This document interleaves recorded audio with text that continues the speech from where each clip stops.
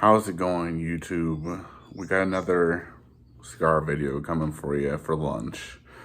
I haven't eaten lunch yet. I'm gonna make this video and then kind of do my thing. But this is a Plasencia Alma Fuerte, and it's the Eduardo. I read that because this one actually has like a whole band, and this is the green banded Plasencia Alma Fuente. I have in my that I picked up yesterday a black banded one that I was supposed to smoke last night, but it got or 2 nights ago, but it got a little too late. So let's just go through the process of how I do things. Since this is box cut, I usually go lengthwise with my V cut, so that way I get the most draw in. And just finish the cut over here. See, I'll get a really long, almost like a mouth cut through.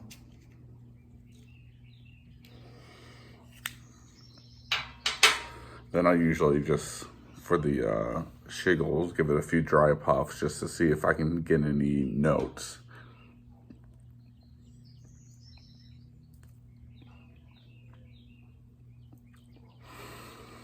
And I can usually tell from the dry puffs how well the cigar is gonna go. And this one's gonna be a good one. And then once again, I toast the foot. You don't want that jet to be exactly on the foot or anything like that. Even though you got to be careful, because when you're outside, you're fighting the wind.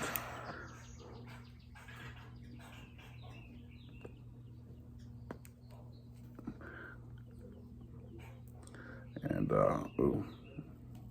Looks like on this one, I went through the one of the layers of the cap. But you got to be careful when you're fighting the wind.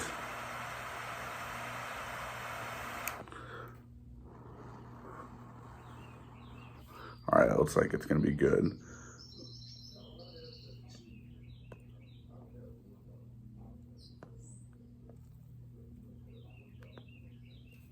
I can see in the video, there's just a center bit that's just not there yet. All right. And then I saw in Devious Pipers, he like waves it around to get it even. Never heard of that, but that's something new that I've learned, and it kind of makes sense.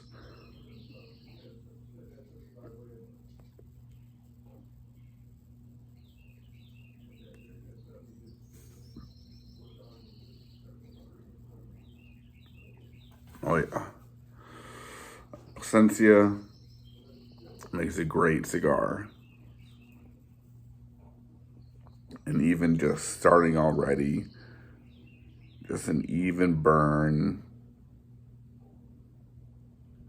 which, you know, a cigar can start off with an even burn and then it kind of canoes a little bit one way or the other. Sometimes it'll even itself out, sometimes it doesn't. Cigars are all, you know, handmade and differently, so even your most premium cigars can sometimes mess up.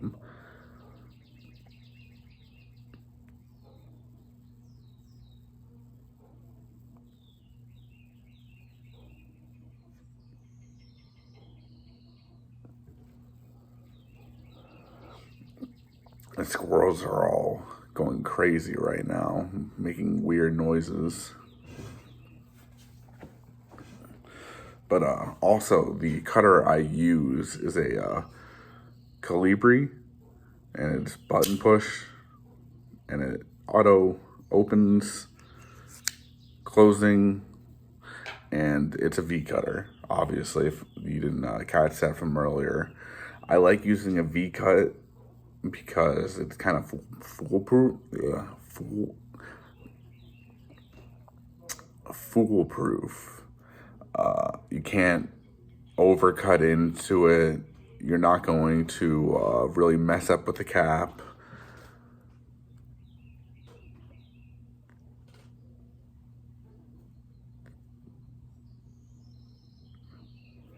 And it's just my preferred. I don't like a straight cut.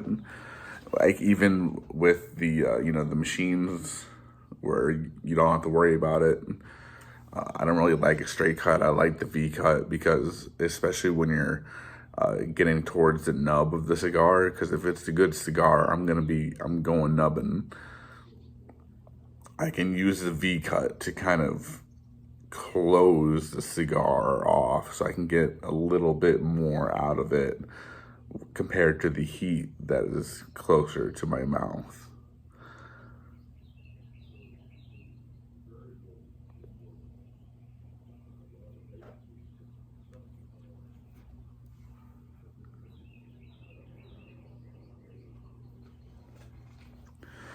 This is a good Toro size cigar.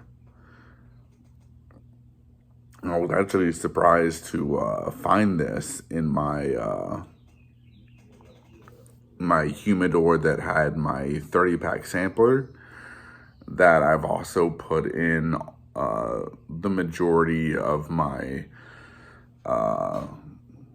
Perdomo cigars on like as the top layer, but so I'll like, and also just to help aerate everything, I'll like kind of aerate them, circle them around.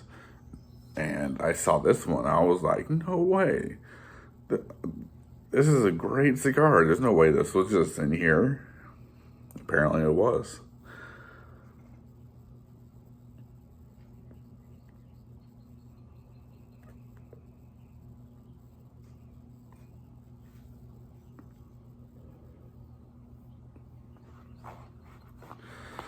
And it's odd today. I've got my pipe shirt on, but I'm doing my cigar smoking. But let me tell you just a little story of what happened on Friday, Saturday.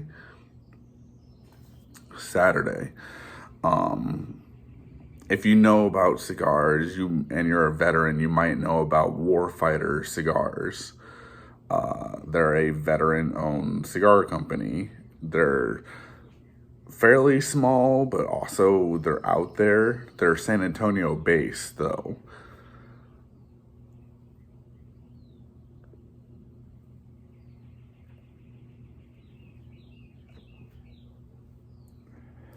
And their shop, their headquarters, is actually just south of us.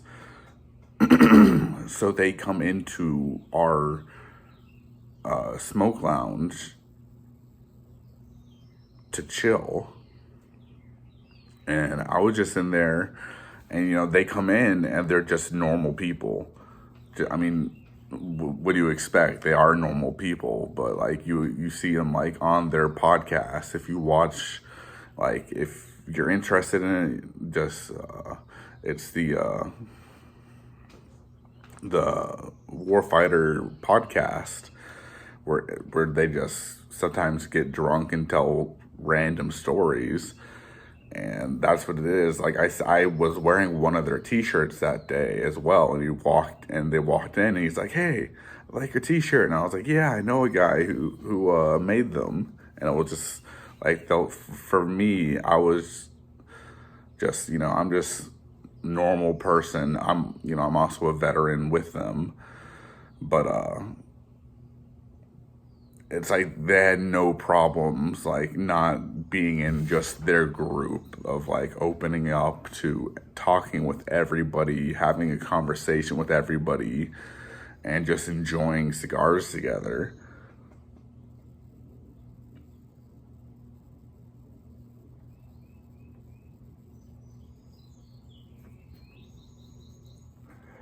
which is honestly how it should be. Like, no matter how big you get into the industry, you should still be able to go to like a lounge and just chill with the people, answer questions about like how they started, how they decided to build the blends. And that's what they do. We've asked them like, how did you decide to choose what blend you did? And they just, share the story. So it's really cool because those guys are like my cigar heroes.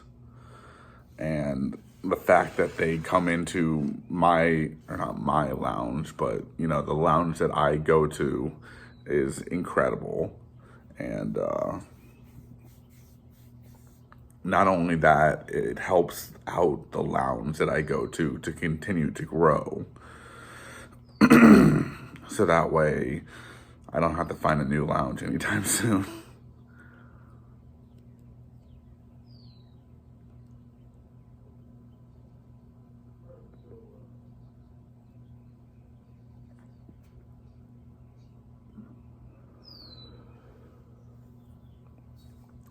First third of this cigar, I'm not the best at tasting notes. I'll be the first to admit that. All I know is my tongue and nose just say yes or no. That's why in my shorts it's like, yes, nah, or no. And so far I've only had one nah. And that was the super cheap Cusano.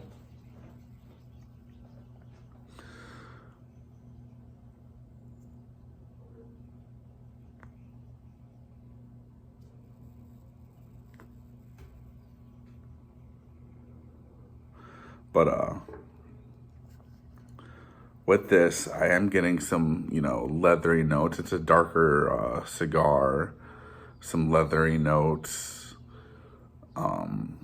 woody, earthy, and it's a delight to smoke. It's definitely, if you are picking up a Plasencia, if I'm saying it right, definitely this is the green band.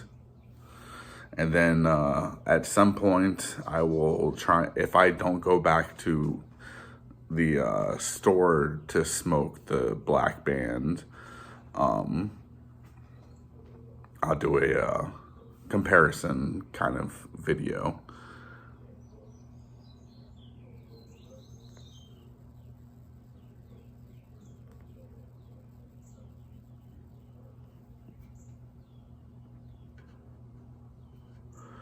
But this first third is amazing, and I'm gonna cut the video here just because it's getting pretty long. If you have any questions, concerns about the cigars that I smoke and how I choose my cigars, I basically I started with that 30-pack bundle, and I've kind of picked the few that I liked and have gotten them, or not the few, a lot of in that 30-pack bundle were some very premium cigars, and I have gone through and bought some from the bundle. And then on top of that, I've bought cigars that I tasted in the shop. I would, for each day I went in there, for each worker, I would be like, hey, show me something that I should know about. And they'd I tell them, like, pick me out 2 or 3 cigars you think I should know about, and let me at them. And so I'm growing in my cigar journey as my PTSD journey. Like, they're kind of hand in hand with my pipe journey. My tobacco journey really is growing along with my PTSD journey of just being able to talk to people now out in public. And I still have some minor amounts of, panic from time to time, but it's very, very manageable now, I'm noticing. And so At 15 minutes, I will bid you guys God bless, have a great day, and I'll see you in the next video.